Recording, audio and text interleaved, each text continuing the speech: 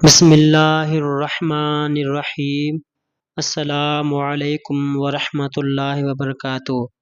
ایک ترک ملک کا مسلمان مسجد نبوی میں احاطے میں کھڑا ہو کر اپنا آنکھوں سے دیکھ رہا تھا اور واقعہ یوں بیان کرتا ہے کہ میں مسجد نبوی میں کھڑا دیکھ رہا تھا کہ 4 پولیس والے کسی کا انتظار کر رہے ہیں۔ پھر ایک شخص نمودار ہوا تو پولیس والوں نے بھاگ کر اسے قابو کر لیا اور اس کے ہاتھ جکڑ لیے۔ نوجوان نے کہا، مجھے دعا اور توسل کی اجازت دے دو، میری بات سن لو، میں کوئی بھکاری نہیں ہوں اور نہ ہی چور ہوں۔ پھر وہ نوجوان چیخنے لگا، میں نے اسے دیکھا تو ایسا لگا جیسے میں اسے جانتا ہوں۔ میں بتاتا ہوں کہ میں نے اسے کیسے پہچانا۔ دراصل میں نے اسے کتنی ہی مرتبہ باغار رسالت میں روتے ہوئے دیکھا تھا۔ یہ ایک البانوی نوجوان تھا جس کی عمر 35 یا 36 سال کے درمیان تھی۔ اس کے سنہرے بال اور ہلکی سی داڑھی تھی۔ میں نے پولیس والوں سے کہا، اس کا کوئی جرم نہیں ہے تو تم اس کے ساتھ ایسا کیوں کر رہے ہو؟ وہ آخر کیا الزام ہے اس پر؟ انہوں نے کہا، وہ چلا گیا تو پیچھے ہٹو، اس معاملے میں بولنے کا تجھے حق نہیں ہے۔ لیکن میں نے پھر سے کہا، آخر اس کا تمہارے ساتھ کیا مسئلہ ہے؟ کیا اس نے کوئی چوری کی ہے؟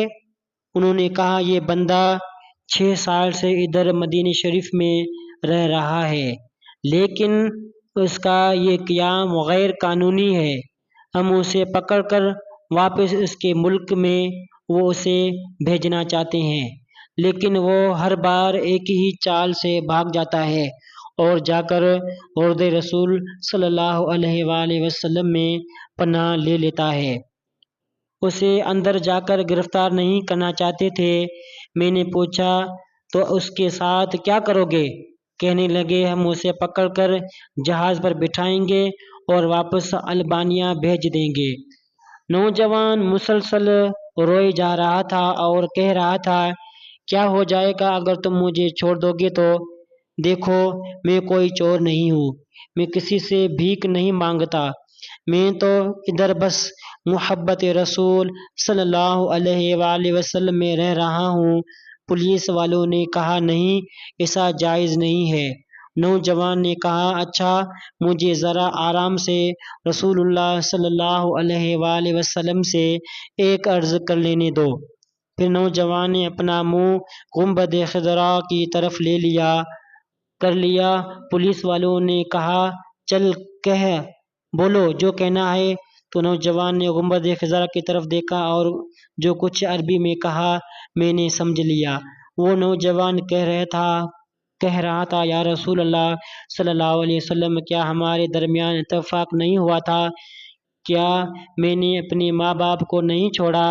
کیا اپنی دکان بند کر کے اپنا گھر بار نہیں چھوڑا اور یہ عہد کر کے یہاں نہیں آیا تھا کہ آپ کے جوار رحمت میں رہا کروں گا؟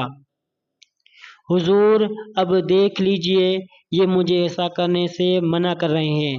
یا رسول اللہ صلی اللہ علیہ وآلہ وسلم، یا رسول اللہ صلی اللہ علیہ وآلہ وسلم، آپ مداخلت کیوں نہیں فرماتے؟ یا رسول اللہ صلی اللہ علیہ وآلہ وسلم، آپ مداخلت کیوں نہیں فرماتے ہیں؟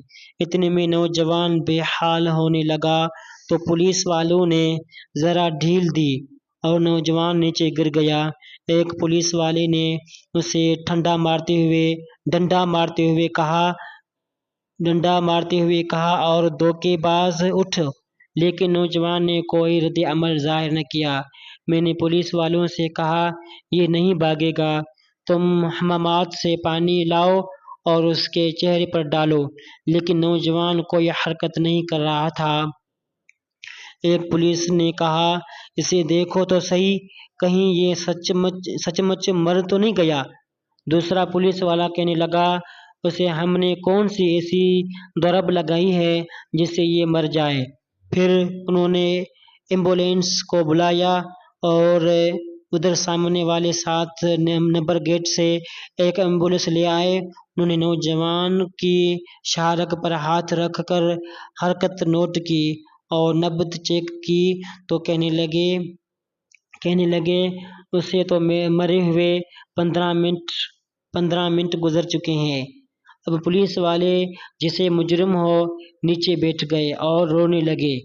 وہ منظر بھی دیکھنے والا تھا۔ اس میں سے ایک تو اپنے دونوں زانوں پر ہاتھ مارتے ہوئے کہتا تھا، ہائے ہمارے ہاتھ کیوں نہ ٹوٹ گئے، کاش ہمیں معلوم ہوتا کہ اسے رسول اللہ صلی اللہ علیہ وآلہ وسلم سے اتنی شدید محبت ہے، ہائے ہمارے ہاتھ کیوں نہ ٹوٹ گئے۔ اس کے بعد ایمبولینس والوں نے اسے وہاں سے اٹھا لیا اور جنت البقیع کی طرف تجہیز تکفین والے حصے میں لے گئے۔ غسل کے وقت میں بھی وہی موجود تھا۔ میں نے انہیں کہتا تھا، مجھے بھی ہاتھ لگانے دو، مجھے بھی اس کے چارپائی کو اٹھانے دو۔ جب جنازہ تیار ہو کر نماز کے لیے جانے لگا تو پولیس والوں نے مجھے کہا، ہم نے جتنا گناہ اٹھایا ہے بس اتنا ہی کافی ہے، اسے ہمارے سوا اور کوئی نہیں اٹھائے گا، شاید اسی طرح ہمیں آخرت میں کچھ رعایت مل جائے۔ میرے سامنے ہی وہ نوجوان بار بار کہہ رہا تھا کہ یا رسول اللہ صلی اللہ علیہ وآلہ وسلم، آپ مداخلت کیوں نہیں فرما رہے؟ دیکھا، رسول اللہ صلی اللہ علیہ وآلہ وسلم نے مداخلت فرما دی اور ملک الموت نے اپنا فریضہ ادا کر کے اسے آپ تک ہمیشہ کے لیے پہنچا دیا۔ اللہ ہمیں اپنے حبیب صلی اللہ علیہ وآلہ وسلم کے ویسے ہی محبت عطا فرمائے، آمین ثم آمین یا رب العالمین، جیسے اس البانی نوجوان کو عطا فرمائی تھی۔ جزاک اللہ خیرہ۔